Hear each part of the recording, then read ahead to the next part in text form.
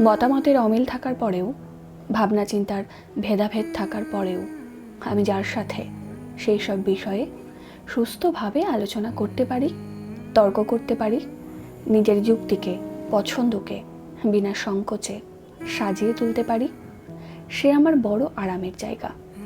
আমি বলছি এক কথা, সে বুঝছে আর এক কথা, আমার উদ্দেশ্য এক, সে ভাবলো আর এক। আমি যেতে চাইলাম উত্তরে, সে আমাকে ছেড়ে এলো দক্ষিণে।